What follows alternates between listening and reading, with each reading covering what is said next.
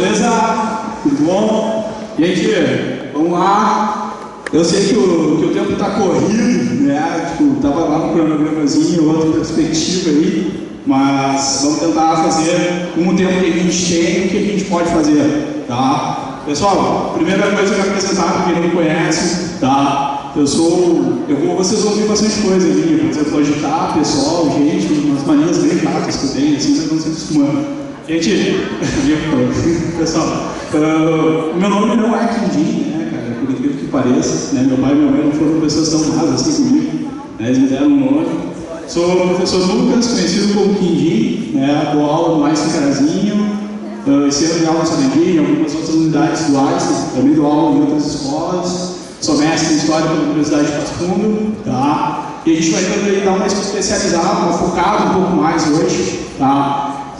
Em História do Brasil, tá? Falando um pouco de PS1, PS2, PS3. Para quem vai fazer o PS1, não se preocupe tanto, tá? Com História do Brasil, porque não vai cair isso, né? Mas para quem já vai fazer o seriado 2, seriado 3, ou vai fazer o montante da prova, tá valendo, tá? Fiquei muito feliz que eu cheguei em Palmeira hoje, né? Uma coisa muito bela aconteceu comigo.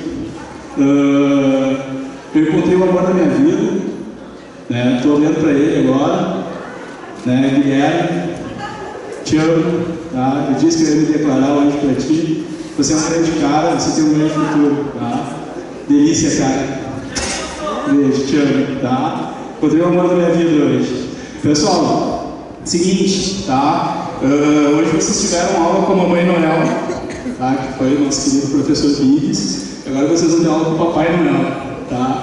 Só que eu vim meio disfarçado. Vocês também podem chegar em casa e contar que hoje vocês tiveram aula com o César Menotti, tá? Também é uma das alternativas.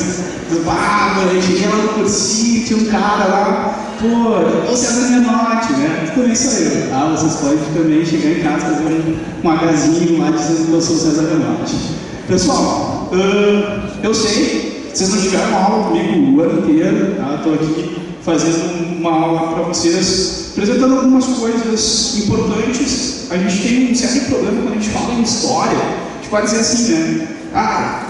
O FSM vai cair isso aqui e vai dar certo, tá, cara? Tu vai lá, só estuda isso aqui, porque, pô, vai lá, vai dar certo, vai cair, né? O cara é tipo a mãe de Ná, né? O professor que fala isso, né? Que a gente bota a bola de cristal na frente de casa e fica, né? Vai cair Brasil republicano só na prova desse ano, tá? Então, só estudem isso. Eu não vou dizer isso para vocês porque eu seria muito mau caráter se eu estivesse fazendo isso com vocês e sacaneando a vida de vocês, tá? A gente vai pegar um aparato, os principais pontos, né, dentro da história do Brasil, que são importantes que vocês revisem, ou mesmo para dar um brainstorm na cabeça de vocês, assim, pá, surgiu, que legal, que legal, tá? Claro que eu não vou conseguir ensinar toda a história do mundo para vocês agora, né, mas vou tentar fazer o que a gente tem. Gente, vamos lá. Se isso aqui funciona. Tá aí. Tem que apertar. Aí aperta.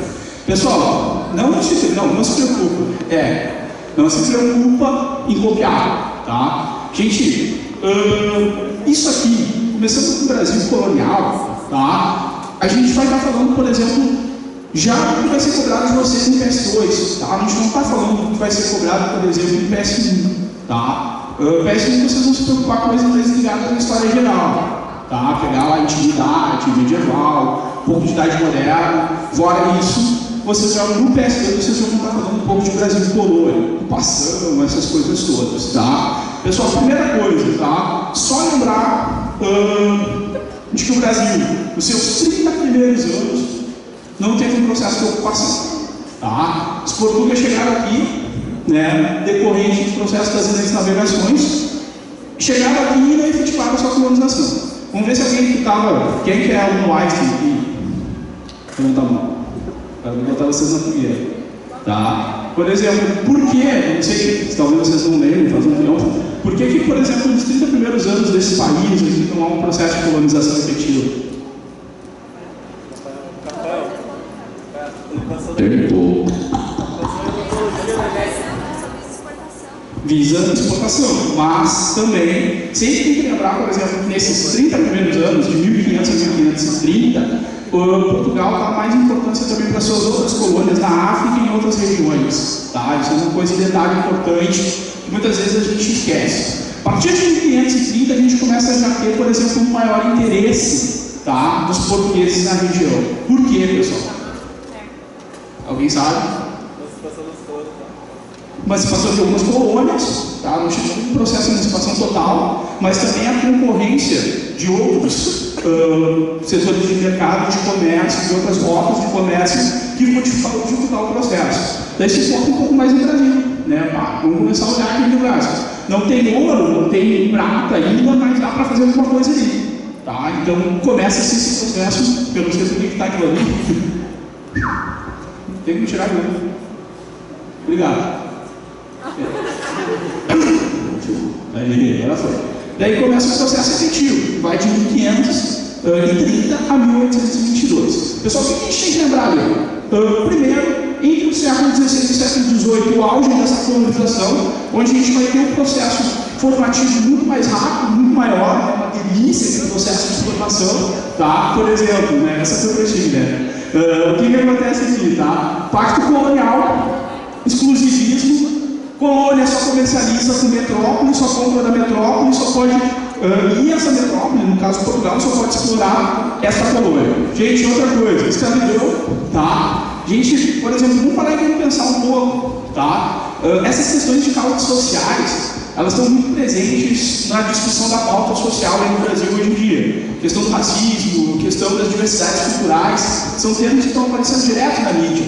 Então, são coisas que podem retornar a ser debatidas em várias provas. Por exemplo, o processo de formação da escravidão no Brasil, a própria questão da cota, essas coisas todas que são bem polêmicas aí no país. Entender o processo da escravidão dentro do período colonial é importantíssimo e também dentro do período imperial. Tá? Gente, o que acontece? Escravidão, no começo, sim, indígena, cativos indígenas, depois a negra, principalmente, fortalecendo a partir de 1550, ok? Gente, rapidão aqui.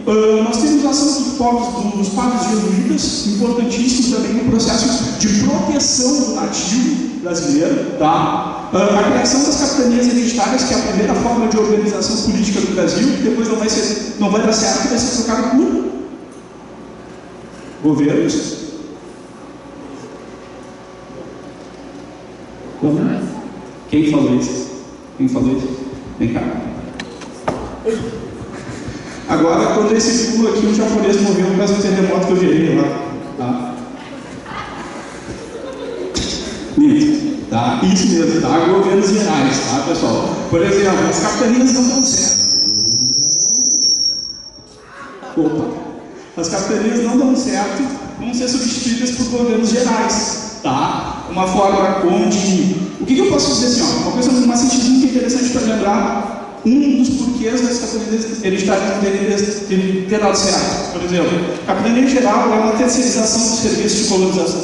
Tá? Portugal diz, ó, ocupa lá, faz o teu papel, traz um pouco de riqueza para cá. Tem cara que nem vai chegar a tocar nas terras. Daí Portugal vai ter que intervir, governando com o seu governo, mandando profissionais do governo português. Tá? Gente, apareceu de novo.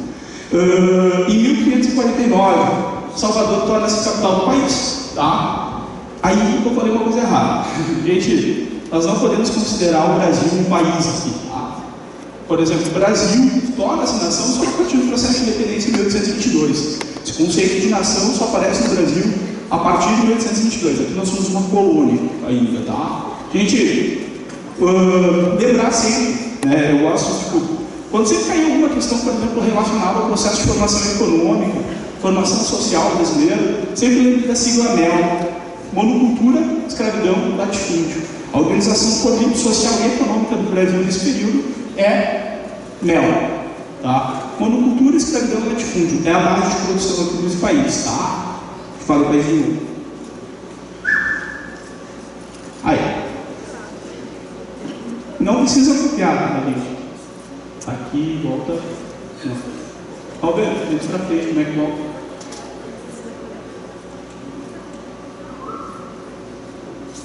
Mais um. Aí. Pessoal, o processo de colonização brasileira começa por onde? Por que região? Nordeste, mas ao centro ou ao litoral desse Nordeste? Litoral, tá? E como é que hoje a gente tem um país, por exemplo, transcontinental que explora o seu fundo? Podemos explorar o seu centro desse continente? Expansão. E como que ocorre essa expansão? Expedições. Que bonito. Bem isso. Tu gostou do beijo na careca, né? Eu sabia. Sempre assim, o cara que eu beijo a careca, ele começa a acertar tudo. Tá? Só por favor, não façam fila na frente da minha casa antes da prova da FCC para beijar a careca de vocês, tá? Pessoal, o que acontece aqui? A expansão temporal é importante. Ela está ali porque ela é importante. Ela acontece principalmente de duas formas. Pela ação dos bandeirantes provindos da antiga capitania de São Vicente, hoje São Paulo, e também por processos da pecuária, da criação de gado. Também, né, pessoal, isso é muito importante, parece uma bobagem, a pecuária, criar gado. Isso ocupa bastante território, tem que também ocupar bastante processo de expansão. Pessoal, revoltas, tá? Nós dividimos essas revoltas no trânsito colonial de algumas formas, as nativistas, depois vai ter as emancipatórias, né, que são buscando, por exemplo, as nativistas são mais questionamentos da organização colonial e as emancipatórias, como diz o nome, são processos, por exemplo, para tentar tornar aquelas províncias, aquelas regiões independentes. Ok? Pessoal, entre as revoltas nativistas, que é a primeira revolta colonial, é o lado da revolta de Becken, tá? O Becken, tá? E as invasões estrangeiras também são importantes. França e Holanda lideram os processos de ocupação e de tentativa de desarticulação do processo de colonização portuguesa, tá? Ali cito algumas das mais importantes, tá? Pessoal, o último processo ali, que é o que tem que ter mais destaque, e que também vale a pena vocês revisarem, que é a questão do processo de invasão holandesa e depois, por consequência, o período nassalino, né? Ou seja, a administração de Maurício de Nassau, que vem depois com a Revolução Pernambucana, a restauração portuguesa em 1640. Isso tem todo um link também com a questão da União Ibérica, né? A fragilidade que a partir da união das duas coroas portuguesas e espanholas se gera dentro das suas colônias e o que facilita a invasão de outros povos, tá? Gente, resistência, tá? Essa resistência negra, resistência à escravidão, ela está ligada àquele contexto social que eu falei para vocês que é importante vocês lembrem. Um dos elementos mais importantes disso é a questão da formação dos quilombos, tá? Existem outras formas de resistência, só existe o quilombo como elemento. Uma outra forma de resistência. Pode falar? Meu Deus, pessoal, existem N formas, tá? A fuga é uma forma de resistência, o suicídio, tá? O infanticídio, né? A escrava tinha seu filho e matava o filho lá para ele não se tornar escravo, né? Várias outras formas de resistência que são importantes. Vamos lá. Pessoal, como é que acaba e quais são os pontos que não vão nos conduzir, por exemplo, para o processo de fim dessa colônia, tá? Gente! Tem cara dormindo aqui só para acordar aí, tá? Não fica assim, tá? Gente, o que acontece aqui, ó? Crise colonial. A crise está entre os séculos XVIII e XIX. O que nós temos aqui? O principal elemento, vejam essas cruzas entre a história geral e a história do Brasil são importantes. Coisas, fatos que estão acontecendo, por exemplo, na Europa no século XVIII, que estão ajudando a transformar o negócio aqui, tá? E o iluminismo penetrando, que delícia, né? Na cabeça da galera na Europa, essa penetração das ideias, né? Iluministas acabam gerando consequências aqui na colônia. Que consequências são essas? A galera começa a perceber, pô, os portugueses estão nos explorando para poder comer mais pastel de Belém, né? Então o que acontece? A gente tem que tirar esses caras daqui. Isso motiva principalmente ali o que a gente chama de revoltas, que são revoltas mais emancipatórias, não as nativistas que estão ali, porque está numa sociedade, mas está no outro, tá? Que são revoltas que vão buscar a independência das regiões e não do Brasil, tá? Até porque o Brasil não existe como nação. É importante que vocês lembrem desse detalhe, tá? Pessoal, então ali, ó, nós temos a questão, nesse período, apesar de aparecer como crise final, ele está aparecendo aqui também como o quê? O surgimento de um novo ciclo econômico, que é o ciclo do ouro, tá? A economia aurífera, que é importante importante e que desloca o eixo econômico lá do Nordeste para qual que é a região de Minas Gerais? Sudeste, tá? É nesse momento, no século XVIII, século XIX, que nós vamos ter uma transferência de eixo econômico do Brasil. Sai do Nordeste para ir para o Sudeste, por causa da questão da economia aurífera. Tá? A gente tem aqui a questão de controle, que é a criação da Casa de Minas, das intendências, enfim, que vão ser instrumentos que Portugal vai se criar para controlar o processo de exploração do ouro, tá? E também isso traz algumas revoltas, tá, pessoal? Guerra dos Emboabas, em Minas Gerais, e o conflito de revolta de Filipe dos Santos, que pode ser conhecido também como a revolta de Vila Rica. Tá? Esses dois ligados à questão da economia aurífera e a Guerra dos Mascates, que está linkada ao quê? Pessoal, a Guerra dos Mascates, ela é muito simples, tá? Ela é o quê? O Nordeste está em crise econômica, está tendo uma ascensão de comerciantes na cidade onde hoje é Recife. Os produtores, os grandes donos de engenho de Olinda ficaram putinhos, porque eles começaram a pedir independência e teve um conflito de disputa de poder dentro da região, o que dá autonomia para Recife, que ele não tinha antes como cidade. O próprio governo colonial vai reconhecer Recife como uma cidade a partir de 1710, dentro desse conflito. Pessoal, lembrar da questão do Tratado de Madrid, e aqui aparece uma questão importante. A principal consequência do Tratado de Madrid é uma coisa muito importante para a história do Rio Grande do Sul, a chamada Guerra Guaranítica, né? Que vai ser o processo de invasão de portugueses e espanhóis sobre os 7 povos das missões, que vai desarticular esse processo. Lembrem disso, tá? Tanto o FSM como o URGS, elas têm às vezes essa mania de priorizar algumas questões bem regionalistas.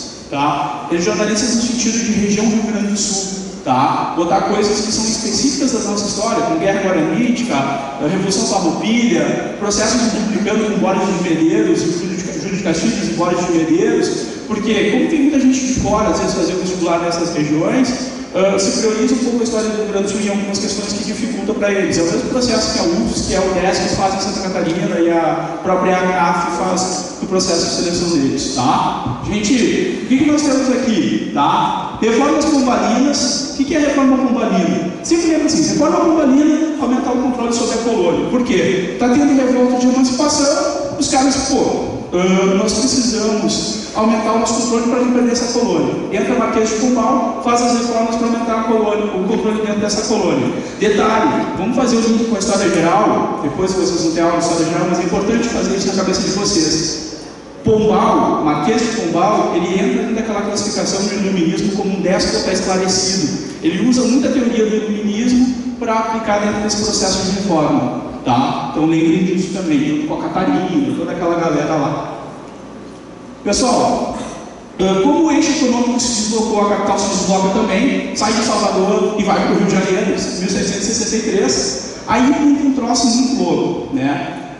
Produzido pela nossa querida Dona Maria a Louca, né? A mãezinha lá do Dom João VI. O que ela vai fazer? Ela vai pirar o cabeção, vai enlouquecer, porque o Brasil está criando uma certa autonomia aqui dentro dessa colônia, e ela vai dizer, em 1785, ela vai dizer, ela baixa uma lei que vai ser o chamado de proibição de manufaturas. A partir de agora, ninguém mais produz nada nesse país. Tem que comprar tudo de Portugal.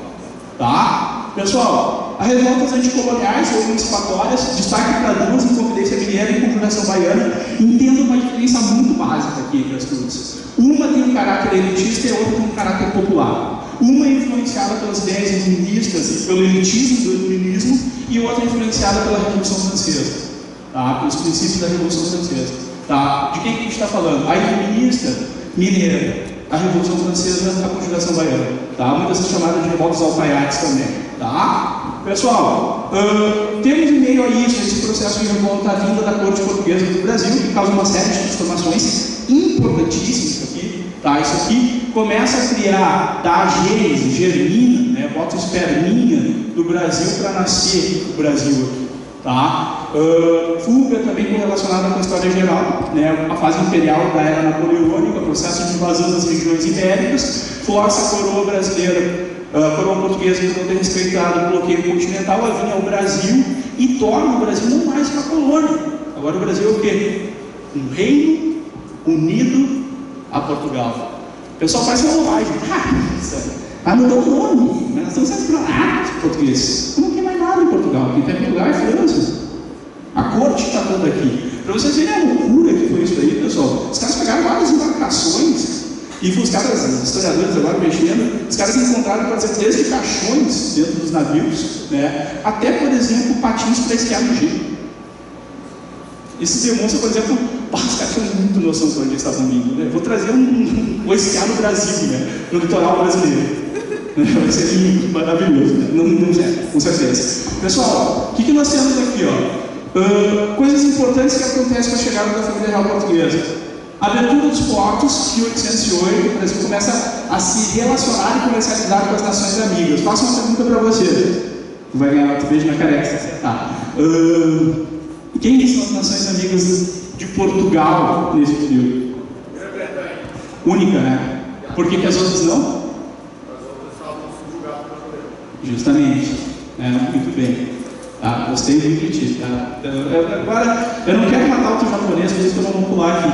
Tá? Depois eu te dou um beijo na careca. Gente, então lembrem dessa relação. Façam essa ponte, tá? Pessoal, por isso nós vamos ter vários tratados com a Inglaterra, 1810, Panos de Vinhos, todos aqueles tratados que estão relacionados aí. A elevação do Reino Unido de Portugal, retorno à Revolução Pernambucana em 1817 e em 1821 retorno da família real portuguesa para Portugal. O que motiva esse retorno? Uma coisa chamada de